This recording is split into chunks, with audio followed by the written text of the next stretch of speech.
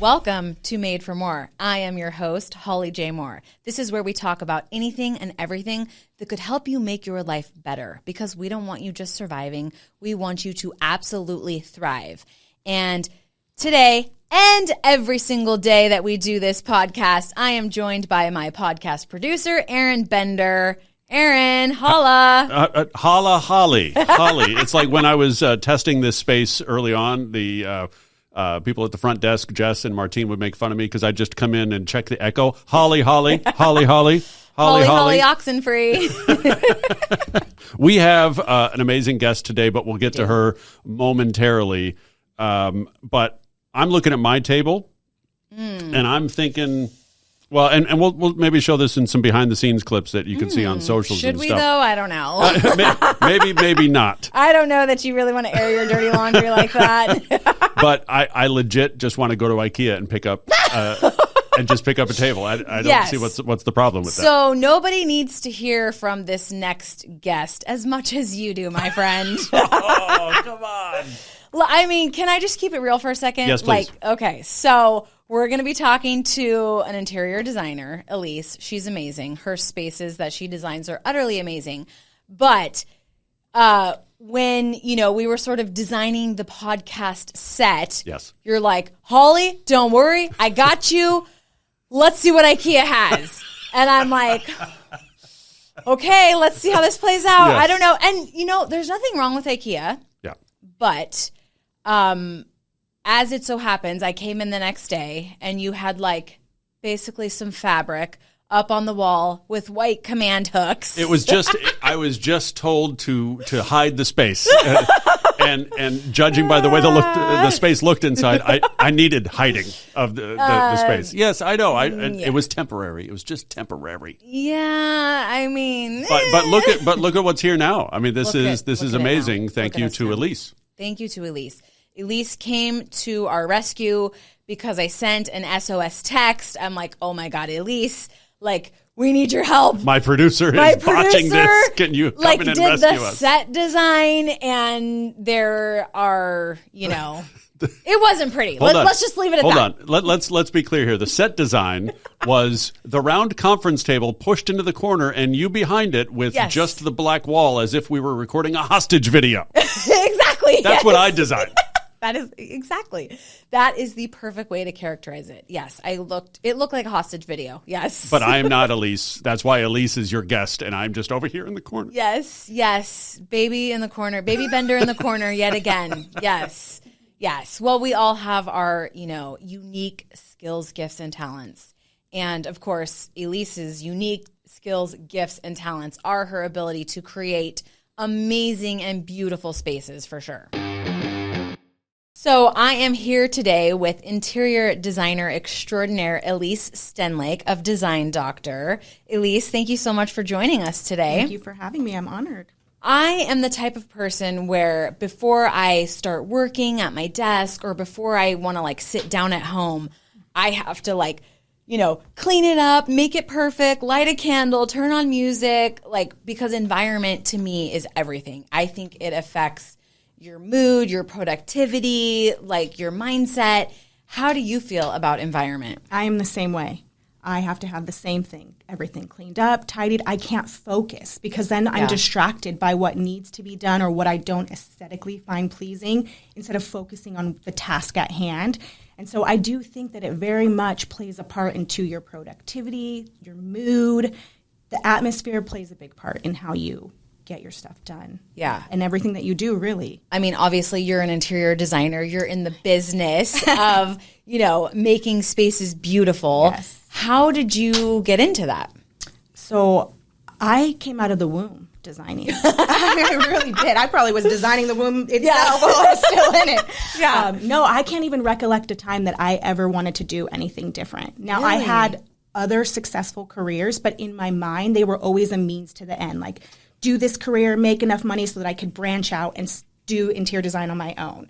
Okay. So I went to school for interior design. I got my degree in visual communications, and it has always been my passion and something that I was going to do. I didn't always know how, but I was going to make it happen. Yeah, I love that. That's, in the business coaching that I do, my coaches are always saying, like, just figure out the what and the how will come later. Yes. So it sounds like that you're a case study for that, for sure. And before it was my profession, I did it all the time. I did it for the youth group, for the church, free things, because I needed to do it. It's like, it's in me. It's in my DNA, you know? So it was like I had to have some sort of outlet for this creativity other than just when my space was done. Right. And if I wasn't going to get paid for it, I was just going to do it as a ministry.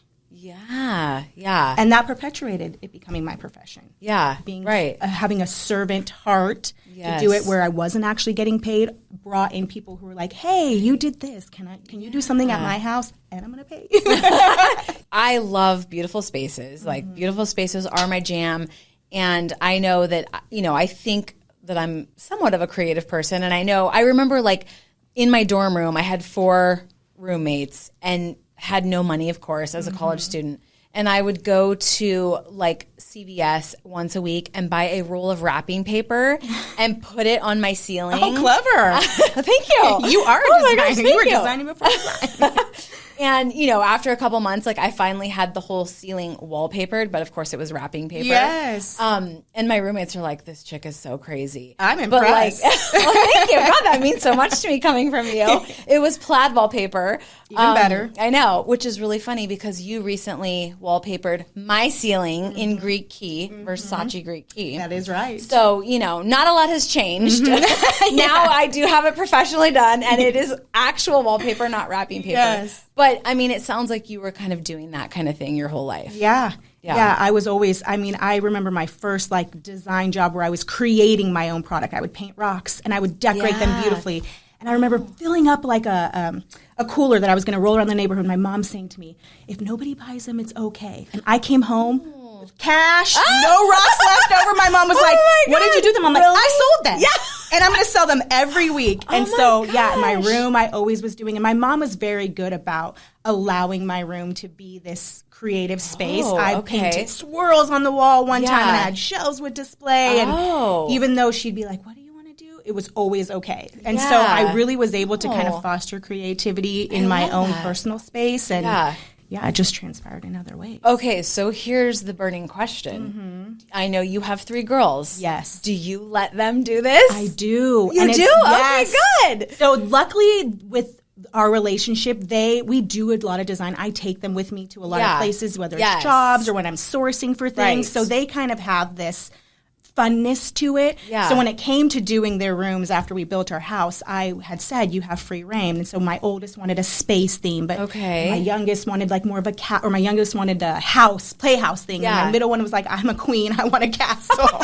I was like, yes, girl. Yeah. And so we chose the wallpaper together. So I would present them with options that I actually liked. Right, But I gave them the ability to choose the actual paper. And then even now, like the way that they decorate their room, sometimes I walk in and I'm like, oh my gosh, but I just leave it alone. But you just allow them the space. Because it's so important. I feel like if my mom were to ever say like, oh, that green and yellow, that's going to be so horrible, or that doesn't go with the rest of the decor, it really would have stifled me. Because my idea that I was so passionate about would have been like, oh, maybe that's not good. And so I never really felt that way. And so I don't want my kids to feel that way either. I love that. Yeah. Okay, so because I thought, oh my gosh, like you're so amazing at creating these beautiful curated spaces. Like when it came to like your kids, because I know I have a hard time with that. You know, my kids want to do something, I'm like, oh my God, it's so terrible, you know? So I love that you allow that, because that was like a gift that your mom gave to you. And it's important because I think that they are, when we're young, we are developing like what we like, what we're into. We're not really sure. We see things, we implement things. And so if anybody comes in and says, that is horrible looking. That is like so devastating, especially to a child who thinks the world of you and your opinion truly matters at that time. And so don't get me wrong. I walk in the room sometimes and I'm thinking, oh my God, we're going to shut the door. Right. But they never know that. I will never tell them that. I'm always encouraging. My daughter loves making slime. And she makes it in her room. We've got spots all over the rug. And but it's so creative. She draws these pictures in art and then puts the slime in the colors and then lets it dry. And it becomes this whole thing. And I'm like, if I tell her this is such a mess, you can't do that. Look at what you're doing to your room. She might not do it anymore. And that could be something later on. So it is important to, those spaces can be theirs, but the rest of the house is mine. Yes. So So I was not planning on talking about this anecdote, but what you said reminds me, I actually had this custody case, and the daughter was the mother-daughter relationship was strained. And the daughter was like, I think 12. And the daughter was super into art. And one of the main issues in the custody case was that the mother was so like rigid and wouldn't basically let her be creative because it was too messy. It was ugly. It was, it was all the things that the mom, who really had like a very, particular view of how she wanted things to be, like she couldn't do it. And it was one of the primary reasons that the daughter went to live with the dad. Yeah. Yeah. Yeah, I can see that. Yeah. And I mean, don't get me wrong, letting them have their creative freedom in their room doesn't mean that we don't have like boundaries. Yeah. You can't be a slob and let everything go over. I mean, there are certain things, because I also want to teach them responsibility and respect for your space and your things, and, even what it costs. Like, you don't just get a new one, so you got to take care of your things, and that's important too. But yeah, when it comes to the creative part of that, I'm really like hands off unless they ask me. Yeah. And I do love when they ask me. You're like, yes. Yes. I love that. That's really cool.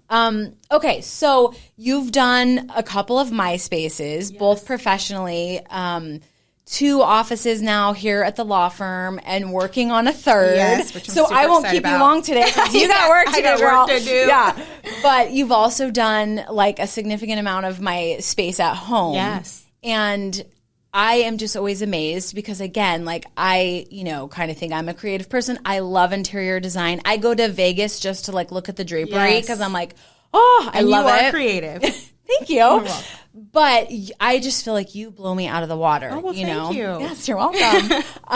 And so what is your process? How do you come up with like the amazing ideas and the amazing vision for a space? Yeah. So I think for me, one of the key components in my process that is deeper than just like the technical part of design, which would be, seeing the space, creating the floor plan, sourcing, installing the space, is really building a solid foundation with the client, because I feel like that is so important, because we are about to enter into a relationship that's going to be a journey, right? We're going to have highs, lows, victories, defeats. Girl. Yes. And so if we are not solid, we may not finish that project, or that may be the only project that we do together. Yeah. So I really approach every client in the same way that I approach the most valued relationships in my life, which is honesty, communication, accountability, transparency, trust, because it's so important to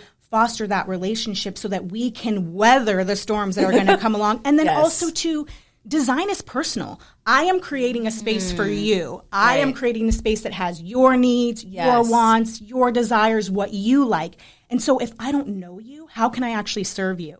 And so it really is like, all those other elements of design are super important, but the relationship, I believe, is so important, because I think it takes a space from being really good to exceptional. Yeah. So yes.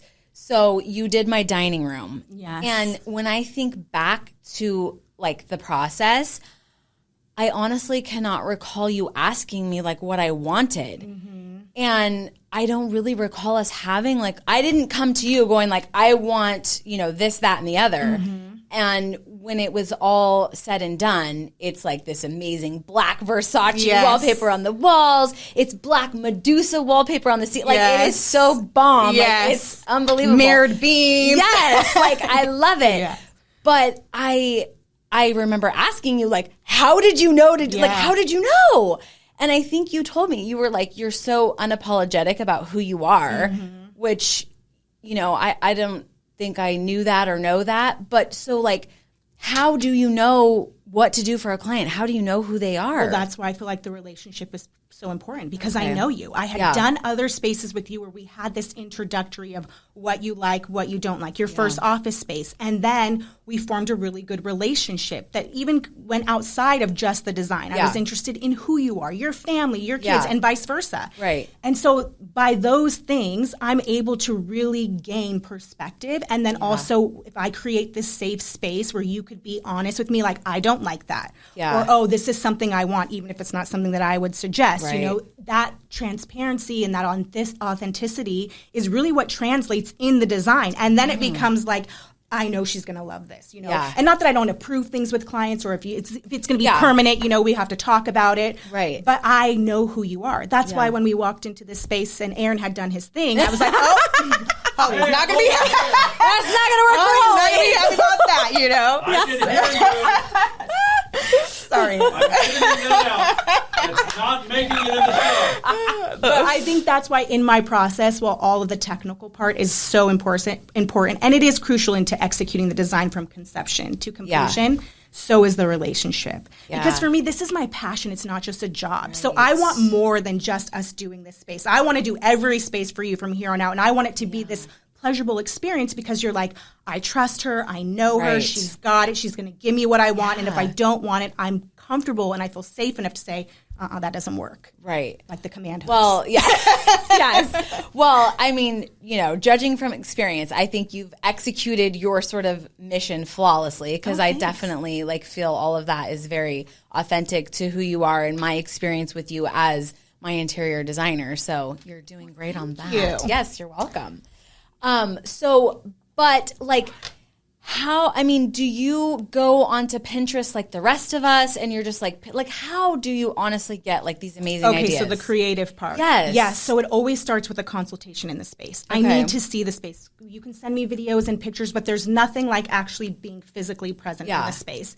And so with that, then we talk about the needs, the wants, the desires, and the restrictions because sometimes we're working within limitations. Right. You know, we don't have always where we get to build it out from scratch, right? And even then, it seems like there's always like a fly in the ointment. Yes. There's some random because you need so many things, you know, you're such a boss babe that we need all these spaces. And they're like, well, you only got this much. Right. We're like, well, what's a bigger size that you have here?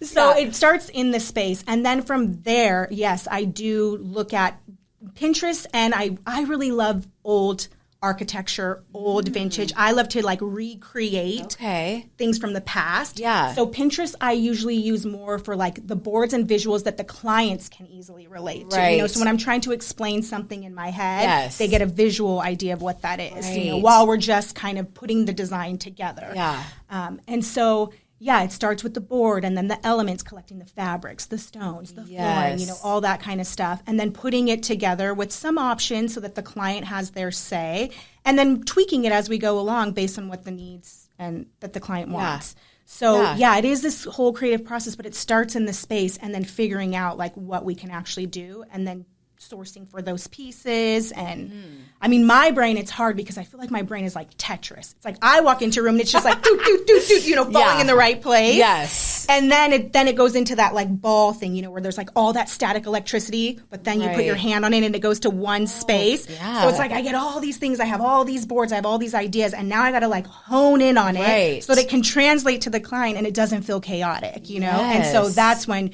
you get your elements boards, your renderings, your floor plans, your ideas of how that space is going to be set up. And then we tweak it along the way because even then when we have everything to scale on paper, as you know, and we order these things, when it gets in the space, it doesn't always work like we anticipated. And then we make the changes. Yes. So do you have some like design pet peeves or some things where you're like, you just like cringe when you see them? Command hook. First and foremost, especially when they're white on a black wall. I mean, at least you could have got a black one.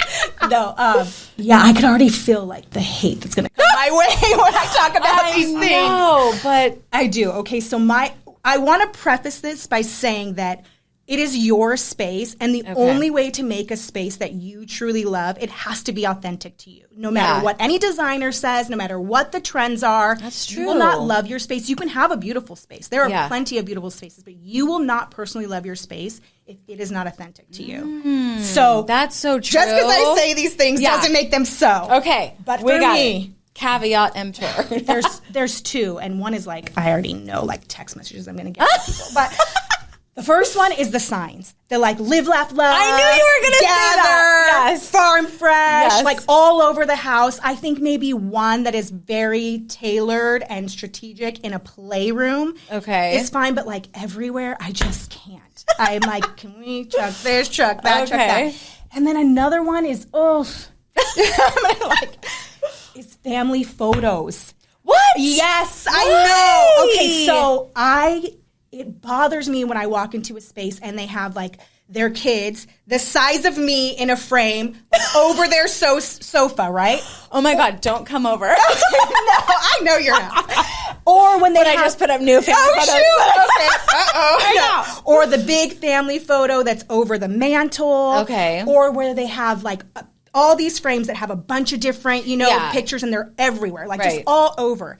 And what's so interesting about that is when I was younger, my mom had no family photos on the wall. Oh. She had one, and it was like towards the screen of our back, like we would go outside. Yeah. And I remember going to my friend's house, and their hallway and all the walls were literally every photo that they had ever taken from the time they were born, every year in school was all on the walls. And I remember thinking like, gosh, I don't see this in my own home. And I went home and I asked my mom, why don't you have any family photos of us? Yeah. And she said to me, this is true, I see your faces every day. Why do I need them on the wall?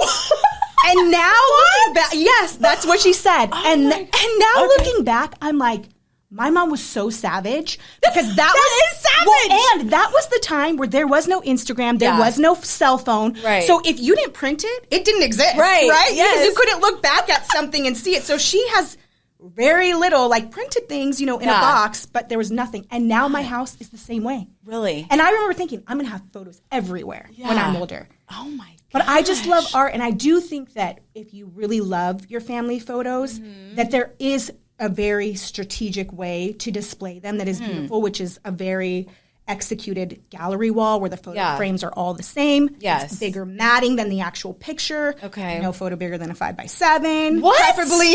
Oh, girl. I swear to God, do not come over.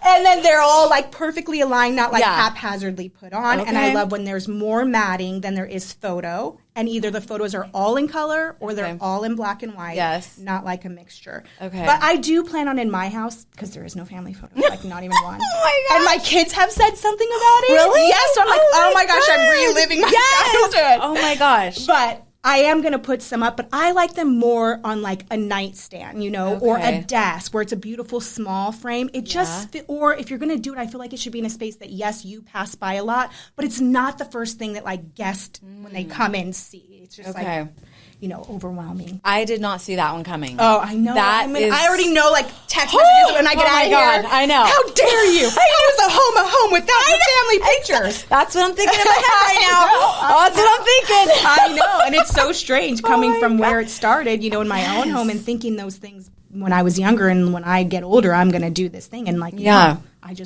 have art. And you know what is the sculptures. funny thing is like, on your Instagram, you post beautiful family photos. Like you guys, it's not that you don't take family photos. No, we take them. Like you really take them. Yeah, I mean, that's why my mom is so savage. Because she didn't even have this opportunity. I and know. she was still like, nope. Yes. Oh my gosh. Yeah. Wow. Okay. So let's say somebody, can't or doesn't want to hire an interior designer. What tips would you have for them to really either like make their space beautiful or really true to them? Like what tips would you have for someone who's kind of DIYing this? Yeah. So first you really need to be honest with yourself about what in the space you do not like. Okay. Because if you try to like work around something that you already don't like, it's still going to not give you that like satisfaction that you love your space, because you're starting with things and you're just keeping them for whatever reason, but you don't really already love them. Right. And so first figuring that out, and then decide what are the things that you do like, and then you can source. I mean, we are so fortunate now that we have so much accessibility to information and to beautiful photos. Like in my day, it's like if you weren't ordering a subscription to Architectural Digest or House is Beautiful, you had no idea what was going on. That's true. And so now it's all at our fingertips. You can follow amazing designers. Yes. You can access Pinterest where a bunch of people put their information. Yeah. So figuring out what you like, and then with your budget, how you can implement those things. And so usually the least expensive ways are changing out rugs, painting, adding throw pillows, fresh flowers, or some sort of greenery. Wallpaper is huge. I feel like that makes a big transformation. And now you can even get pill and stick ones, so you're not committed to it. And even some of the paste ones, you can tear those down easily. Right. So those make big changes, and they are something that you can do yourself. Yeah. So you could see it, and if you're not sure how to do it, now you could even YouTube. I mean, you could learn any trade you want on YouTube now. That's true. So yeah, you're now really limitless. You don't always need a designer. How does one know when they should hire an interior designer?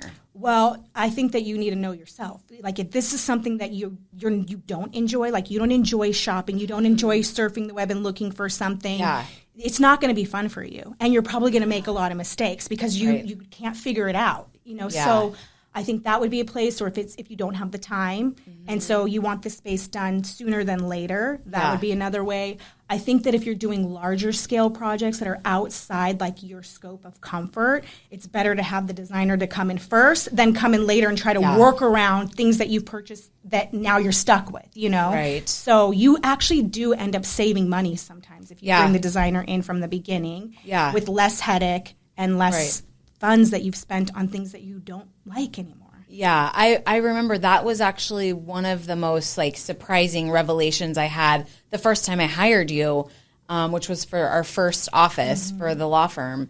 And, because I think at the time I was like, oh, this is really the next level to hire an interior designer. And I love kind of doing my own spaces. And I thought, oh, this is going to be crazy expensive. But it was kind of I don't really have the time. I don't really, I was used to kind of doing things in my home, never in an office. And that was really surprising that I think ultimately it did save me money. Because it was I didn't have to spend the time doing it. I really wasn't familiar with the different vendors and stuff. I would have likely been ordering from, Amazon or Restoration Hardware or whatever, not really knowing. And so, I mean, now I feel like it is not saving me money with the stuff we got going on now. But well, it is, actually. But that's the thing, too, is there are a lot of designers who, pigeonhole themselves into making even their own job easy. They want to buy direct from a vendor, and they don't want to go to secondhand or source the marketplace. Right. I am a bargain shopper. You through are, and through. yes. And I don't care if it's $1 million or $1,000. I am shopping that same way. Yes. If I can find it secondhand and it is beautiful and I can tweak it and it's going to be in space, I'm buying that. If I can't find it, then I'm still sourcing inexpensively first and then going outside of that when I have to because there's no other options. Or we need so many of one thing that our only resource is to buy it, to get it wholesale. But I also only charge my clients the wholesale price. Because I charge my design fee so that it's transparent. You know exactly where your money is and how much is spent. And there's no colluding of I'm getting this, I'm marking up this, I'm doing that. So it does save you a lot of money because you're just paying for my fee and then what you would already have bought at the price you would have bought it at. And sometimes even less. Sometimes my wholesale, less. Yeah, a lot of times sometimes less. Sometimes I'm driving to LA to pick up a free thing and I'm not charging you anything for it. I know. So, as bougie as I am, I mean, a lot of the stuff that you've put into my spaces has been secondhand. And it's really cool because it's unique. It's not mass produced. It's not from Amazon or IKEA. And the price obviously also was good, and it's kind of cool because nobody else has it because it was from the 70s or whatever. So and that's important for people too that are on a budget and doing it themselves. Secondhand, I can't stress enough. You can get beautiful, even brand name pieces for a fraction of the cost, and sometimes even free, and they are in gorgeous condition. But somebody's getting rid of them. It's just the time of going through all those listings, going back and forth, picking it up no matter where it's at.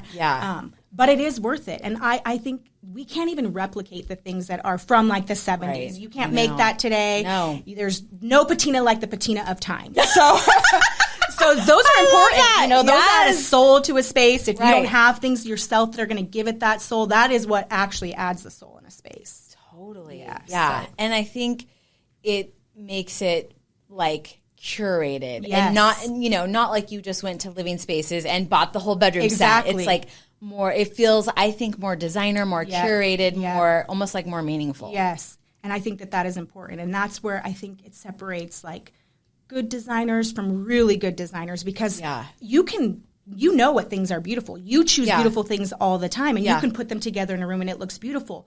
But a space gets elevated when you bring in these things that are not readily accessible, that you had to think, how could this work in this space? Because it's not something that you see every day. And that's where then people, their jaws hit the floor and they're like, whoa, that piece is so amazing because they've never seen it because it's something old that we put in a space of new and it just elevates it. Yes. So is that the secret sauce? I mean, that is kind of one of my tips.